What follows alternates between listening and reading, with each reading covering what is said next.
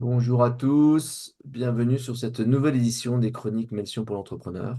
Tous les vendredis matins à 10h30, en direct sur YouTube, on vient vous présenter des chroniques qui nous paraissent intéressantes et importantes pour les entrepreneurs. Alors moi, je vais vous parler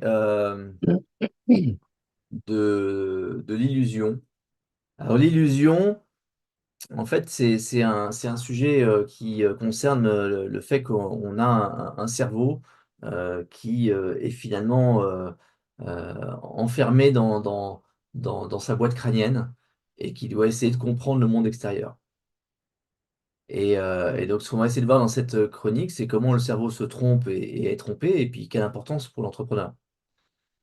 Alors, ça fait très longtemps hein, qu'on parle de ces histoires de cerveau qui se trompent dans l'interprétation du monde. C'est notamment le fameux mythe de la caverne de Platon, hein. C'est ce moment où, enfin, c'est cette allégorie où on dit, voilà, c'est un peu comme si on était tous enfermés dans une caverne avec de la lumière qui fait un jeu d'ombre. Et on pense que le jeu d'ombre est la réalité alors qu'il n'est que la projection de la lumière extérieure qui représente la vérité et de cette caverne qui représente notre, notre capacité. Alors, donc, on sait depuis longtemps qu'on est dans un monde d'illusions, et pourtant, on pense que si on touche ou on voit, on va être sûr. Là, on parle du fameux Saint Thomas. Saint Thomas qui croyait pas à la résurrection du Christ alors que ses camarades avaient revu le Christ ressuscité et donc du coup lui disait ah non mais moi si je touche pas ou si je le vois pas j'y crois pas. Et pourquoi est-ce qu'il y croit pas? Parce qu'il a peur d'être trompé par son cerveau. Il a peur de prendre ses désirs pour des réalités. Et il a raison. Parce que il y a ce qu'on appelle le biais de confirmation. Le biais de confirmation, ça consiste à favoriser, rechercher, interpréter, se souvenir des informations qui vont confirmer nos croyances et nos hypothèses. Donc ça, c'est un vrai sujet. On a un monde qui nous entoure, qu'on interprète et qu'on va interpréter en fonction de ses croyances. Beaucoup. Bon, et là où ça complique les choses, c'est que nos sens, en plus, sont assez parcellaires. Vous savez que les physiciens disent que la couleur n'existe pas. Hein. Il y a pas une peinture sur les atomes. C'est juste que on est dans un monde où on a de la lumière, et la lumière, vous savez, peut se diviser en couleurs. Et cette lumière, donc un ensemble de photons qui vont avec des longueurs d'onde, une énergie différente selon. Et vous voyez d'ailleurs que là-dedans, la partie visible est vraiment ridicule là-dedans. Et ce sont ces photons qui vont arriver sur la matière et ceux qui vont pas être absorbés par la matière sont ceux qui vont nous donner la couleur. Donc c'est littéralement l'inverse de la couleur en fait. Vous avez un atome qui va absorber des longueurs d'onde, et du coup, ce que vous allez voir, c'est la lumière qui est renvoyée par cet atome et pas la lumière qui est absorbée par cet atome. Même chose, si vous brûlez la main, bah, c'est une information qui vous paraît suffisamment claire, vous allez retirer vite votre main parce que vous êtes en train de vous brûler. Mais que vous mangez un poivron, ah, vous n'êtes pas en train de vous brûler. Il n'y a pas une brûlure des, euh, des cellules qui ont été touchées par le poivron. Il y a une excitation des capteurs qui s'excitent d'habitude quand c'est chaud. Alors, en quoi tout ça concerne l'entrepreneur? Bah, écoutez, c'est surtout pour les chiffres. C'est surtout avec les chiffres que l'entrepreneur se berce d'illusions. On va prendre un exemple classique. L'entrepreneur qui gonfle ses chiffres. Il a appris depuis tout petit que c'était important d'apparaître pour plus gros qu'il n'est.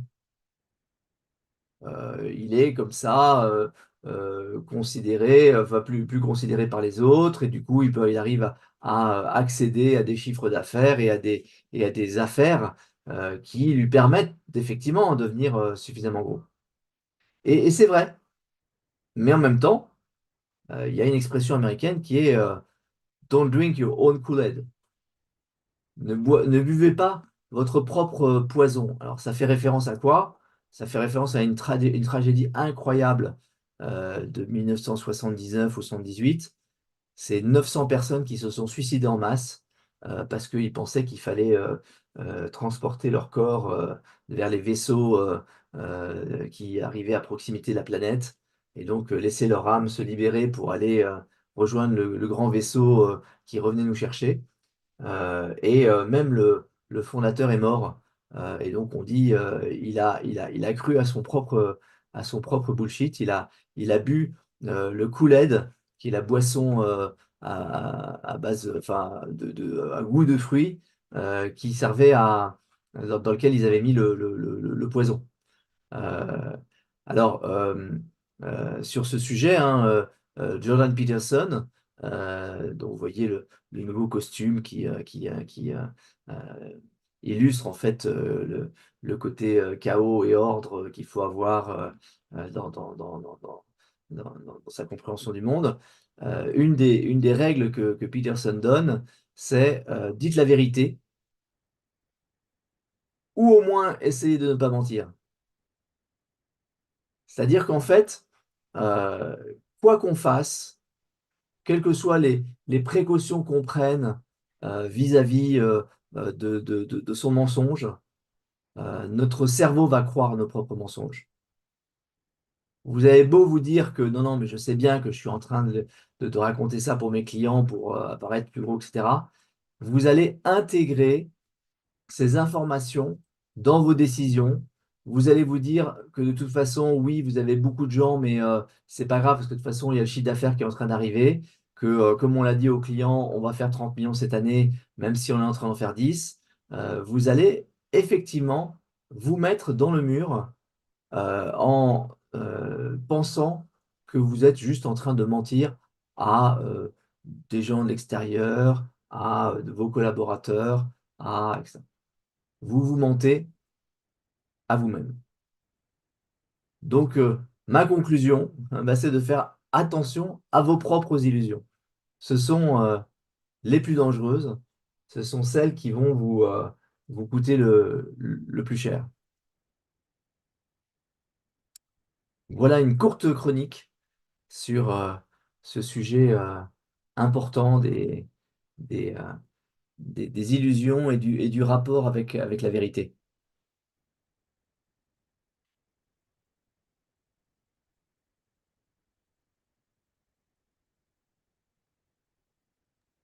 Merci beaucoup. N'hésitez pas si vous avez des questions à les poser soit dans le chat de la chronique, soit dans le chat de YouTube. Vous pouvez aussi lever la main et prendre la parole si vous voulez. J'ai une question, moi, Jean-Christophe. Vas-y. Euh, Vu que ChatGPT a en plus des hallucinations et qu'il ment par moment, est-ce qu'on va pas avoir encore plus de biais bientôt dans tout ce qu'on est en train de créer avec ces outils numériques?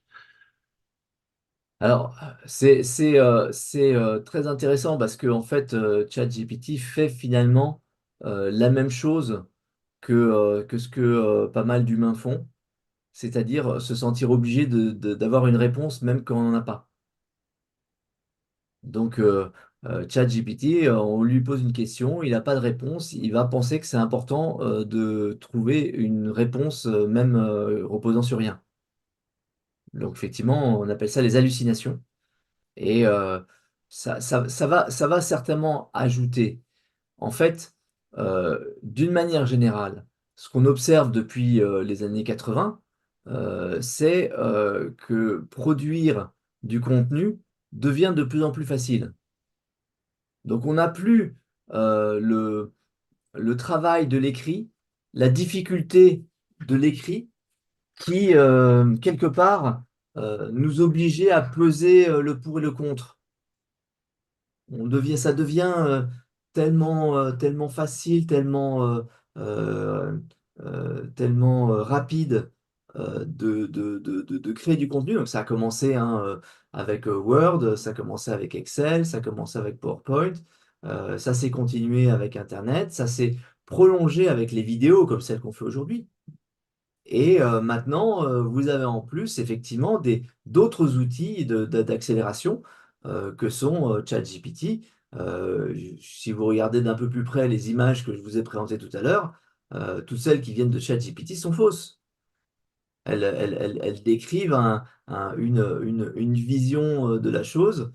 J'ai essayé d'en faire quelques-unes avec les, euh, la notion de lumière, mais c'est des mauvaises représentations. Et ces représentations vont influer notre cerveau, vont devenir une compréhension euh, fausse, mais du coup qui amène à des décisions fausses. Pour vous donner un exemple que je trouve fascinant, la façon dont on se représente les accidents cardiaques. Si vous en parlez avec un médecin ou avec, on a une représentation qui est celle du tuyau d'évacuation de l'évier dans la cuisine, où le gras va se coller au tuyau et ça va finir par tout boucher. Et puis à un moment, il y a une plaque qui va se détacher et cette plaque va aller boucher le tuyau un peu plus loin. Et c'est pas du tout la réalité. La réalité, c'est que on a le tuyau lui-même qui a comme s'il il avait euh, comme s'il était en train de s'oxyder, comme s'il était en train de rouiller, et qui va avoir des bouts du tuyau qui vont partir à force de rouille. C'est pas du tout la même résolution. Dans un cas, il faut enlever le gras pour que ça parte. Dans l'autre cas, il faut soigner la rouille. Mais si on est parti sur la représentation du gras qui s'est collé au bord du tuyau, eh ben, on va trouver des solutions les unes après les autres qui ne vont pas fonctionner, mais qui donneront l'impression d'avoir essayé quelque chose. Donc c'est cette importance de questionner constamment ses croyances, de questionner constamment sa compréhension du monde, euh, c'est que grâce à ça, on trouve des solutions qu'on ne voyait pas avant, qu'on ne comprenait pas avant, et on avance dans euh, à la fois dans du business qui devient plus pertinent ou dans des résolutions de problèmes qui sont plus efficaces.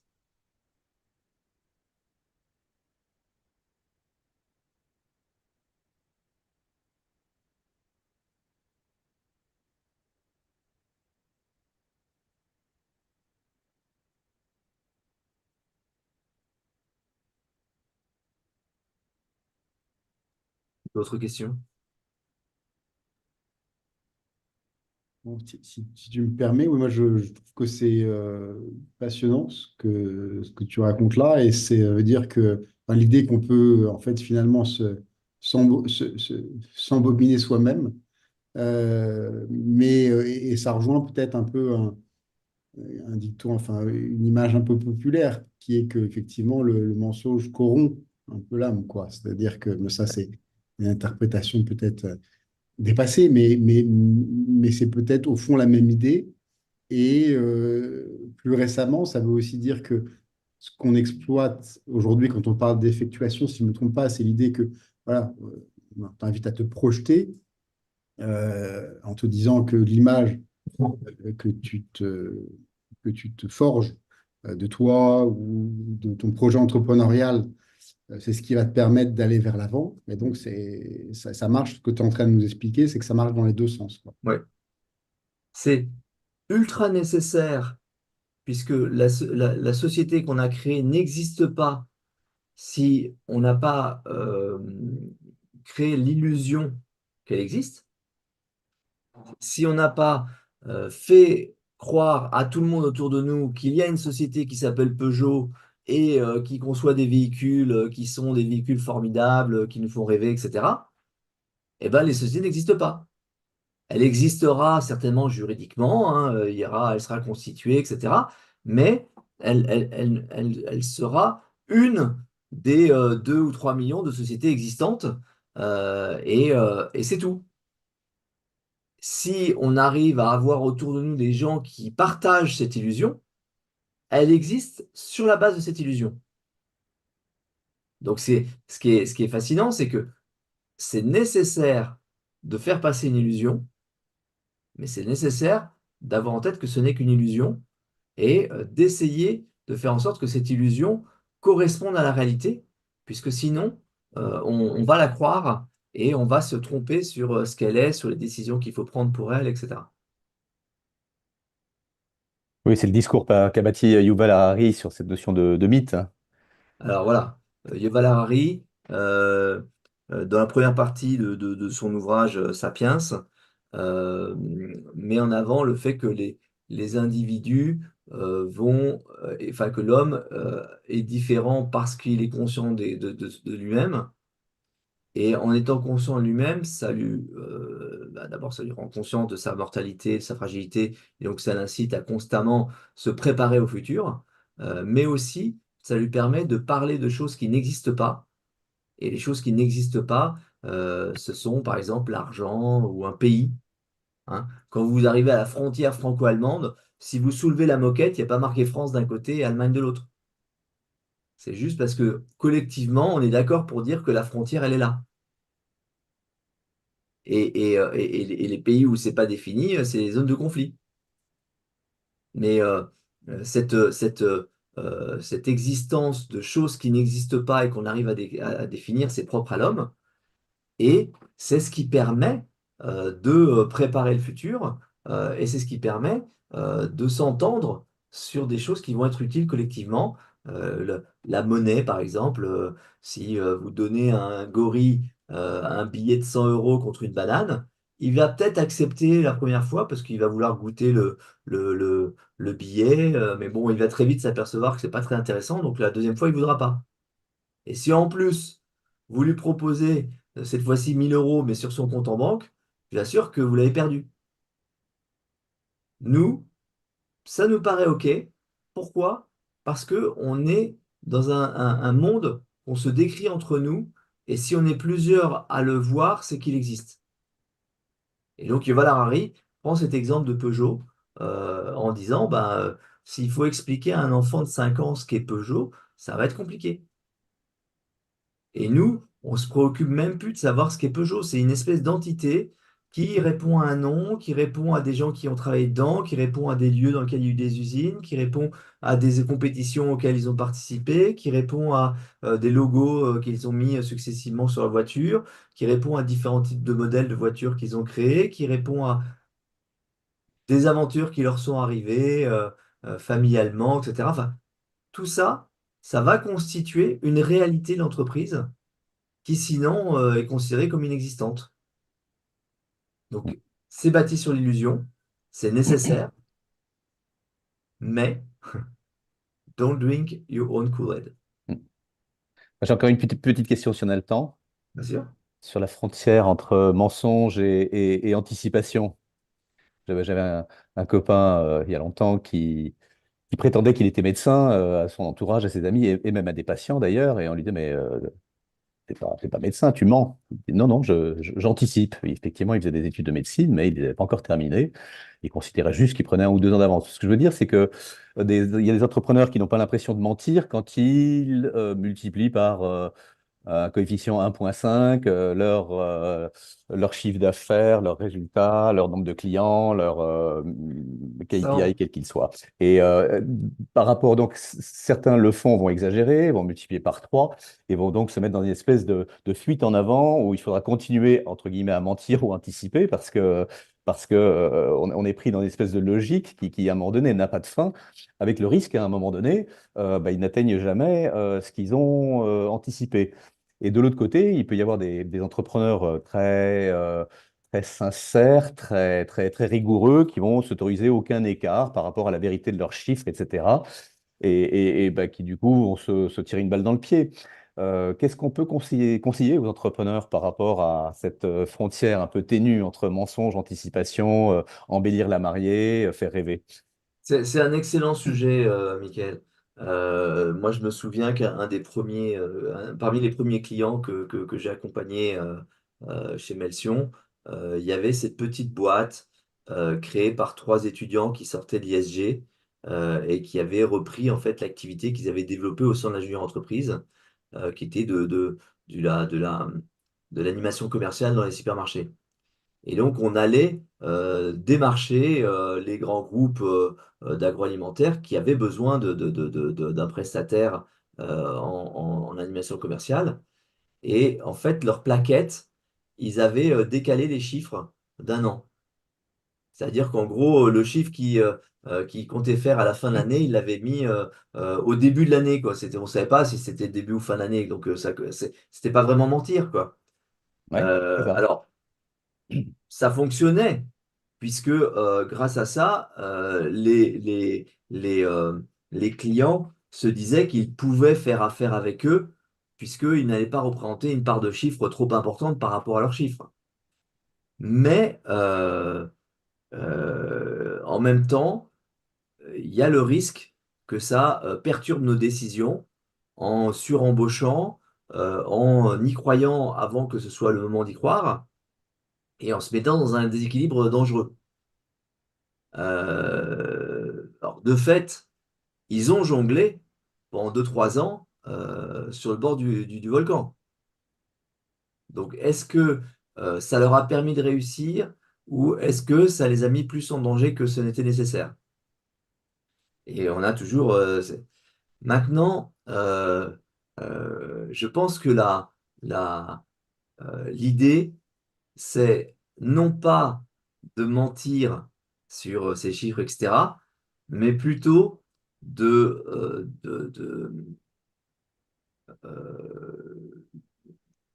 de travailler la nature de l'illusion.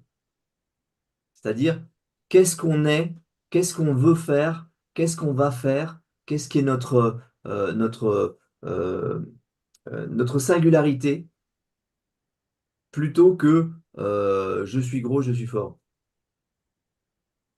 C'est plutôt de dire, regardez, nous, ce qu'on est en train de construire, c'est quelque chose de différent. Voilà ce qu'on apporte à nos clients que les autres n'apportent pas. Même si on ne l'apporte pas encore, on sait comment on va le faire. On sait pourquoi on va faire cette différence. Et c'est plutôt sur ça qu'on va se battre, sur cette forme d'illusion, que sur la déception. On est 300 alors qu'en fait, on est 30. On est euh, incapable, en fait, euh, euh, de produire, de livrer, parce qu'on a trop promis, quoi. Hmm. Ok, merci. Damien nous a mis Des liens. des liens. Tu veux nous expliquer, Damien?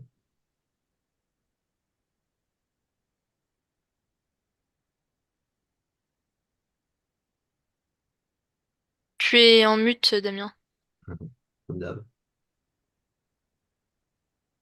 Alors, Damien nous montre une présentation sur Instagram de quelqu'un qui propose des fenêtres qui donnent une réalité différente de son logement. Donc, si vous avez des immeubles en face de chez vous, eh ben, il y a cette fenêtre par Liquid, je ne sais plus quoi, qui fait qui vous permet de mettre le paysage que vous voulez derrière. Je suis revenu de l'autre côté du miroir. Le deuxième, c'est bien évidemment Alice au Pays des Merveilles, qui au fur et à mesure du parcours va découvrir que la réalité dans laquelle elle évoluait n'était pas tout à fait celle qu'elle pensait. Et le troisième livre, c'est un livre sur l'art du zen chez les Japonais, le tir à l'arc. Et ce qui est fascinant, donc c'est un Allemand qui va découvrir le zen en tirant à l'arc avec un maître japonais. Et à chaque étape qu'il a franchie, le mec au-dessus lui dit bon, maintenant que tu sais ça, tu vas oublier ce que tu as appris, on va passer à autre chose. Euh, et tout ça, pour moi, c'est la question du rapport à la réalité euh, qui est à la fois qui est une question en soi, mais qui est aussi un cheminement personnel. Voilà, c'est un peu compliqué, mais c'est pour moi la vraie question de la vie. Mais voilà. À chaque fois qu'on pense avoir compris quelque chose, c'est bien de s'attendre à un nouveau changement dans la compréhension qui va arriver. D'admettre qu'on a juste rencontré une nouvelle illusion qui est utile, qui nous aide à comprendre, qui nous aide à interpréter, mais qui peut et doit être changée sous peu, à tout moment. Une autre façon de voir ça, c'est se poser la question des projections, des constructions. C'est-à-dire que le monde extérieur n'est qu'une projection de mon propre monde et qu'à chaque fois que je rencontre le monde réel, en fait, mes constructions s'effondrent. Donc indirectement, problème du langage et problème de l'altérité. Les constructions s'effondrent ou se renforcent, hein, puisque Ah bah oui, la plupart des jours, ça se renforce. Et puis, il y a un moment où ça s'effondre, mais c'est une super occasion de reconstruire un nouveau modèle plus performant.